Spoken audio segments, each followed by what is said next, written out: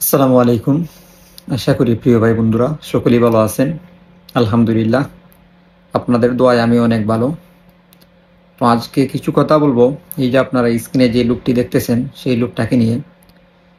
তো এই লোকটার বিষয়ে আমার বলার কিছু নেই, আপনারা সবাই তাকে চিনেন। তো আন্দোলন চলাকালীন সময়ে আন্দোলনের আশেপাশেও তাকে দেখা যায় নাই। অবশ্য আপনারা জানেন কিসের জন্য সে কথা বলা নাই, কারণ তারা শুধু বসে থাকে বিকাশ আর রকেটের আশায়।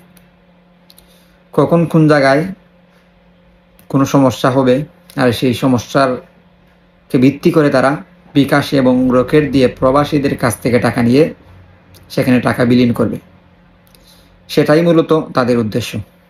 আজকেও তার কোনো ব্যতিক্রম হয় নাই। এই যে আপনারা দেখতেছেন, সে আবু সাঈদের পাশে দাঁড়াতে চায় এবং সেটার জন্য সে কি করবে? অবশ্যই বিকাশ এবং রকেট প্রবাসীদের কাছে বিলিয়ে দিবে, আর সেটার মাধ্যমে টাকা উঠিয়ে সেই টাকা সে আবু সাঈদের পরিবারে দিয়ে আসবে। তো আপনি এটা করা লাগবে না। আবু সাঈদের পাশে দাঁড়ানোর জন্য এই যে ছাত্র জনতা দেখেছেন, তারা রয়েছে, আমরা প্রবাসীরা রয়েছি। আপনাকে যেহেতু আন্দোলন চলাকালীন সময়ে পাওয়া যায় নাই, আমি মনে করি এখনও আপনাকে এই ছাত্র জনতার এবং আমরা প্রবাসীদের আপনার প্রয়োজন নেই। আপনি আপনার মতো করে থাকেন, ভালো থাকেন, সুস্থ থাকেন, আমরা দোয়া করি। তো এইসব লোকদেরকে আপনারা চিনে রাখবেন।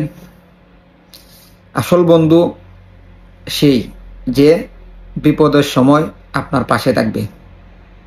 তো বিপদের সময় যদি তাদেরকে পাওয়া না যায়, এই সুসময়ে তাদেরকে দিয়ে কি হবে? তো সবাই ভালো থাকবেন, সুস্থ থাকবেন। আজকের এই ভিডিওটি সবাই বেশি বেশি করে শেয়ার করে দিবেন। আল্লাহ হাফিজ।